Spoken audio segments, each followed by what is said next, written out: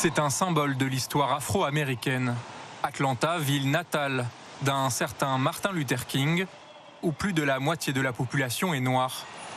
Et pourtant, même ici, le vote démocrate n'est plus un acquis, notamment chez l'électorat masculin. Raphaël Kirkland, 39 ans, est un électeur convaincu de Donald Trump. Et ce ne sont pas les affaires judiciaires du candidat républicain qui y changeront quelque chose. Je vais te dire pourquoi les Noirs américains aiment Donald Trump.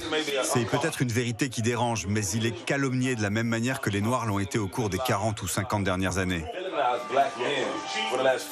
C'est exact. C'est quelqu'un qui a eu affaire au système judiciaire.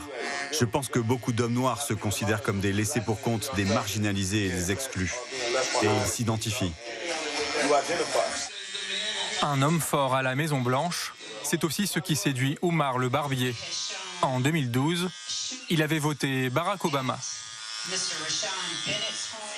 Je ne pense pas que Harris soit capable de diriger ce pays.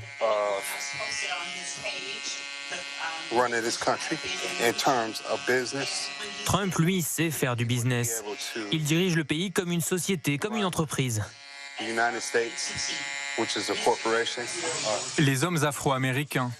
Dans un scrutin annoncé serré, un électorat crucial que les républicains ont tenté de courtiser par tous les moyens.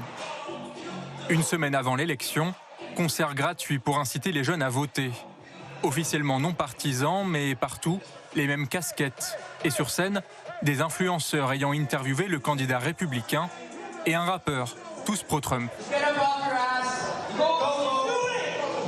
Selfie et bière bu cul sec, recette efficace auprès du public visé. Je pense que Trump, en participant à des podcasts d'influenceurs comme celui des Nelk Boys par exemple, il touche notre génération parce qu'il s'adresse directement à nous dans un sens. Nous, on ne regarde plus les informations. Notre génération ne regarde plus les infos, on ne regarde plus CNN. Lorsque Trump était président, le coût de la vie était en forte baisse. Le prix de l'essence était en baisse. Le pouvoir d'achat, c'est ce qui me préoccupe honnêtement.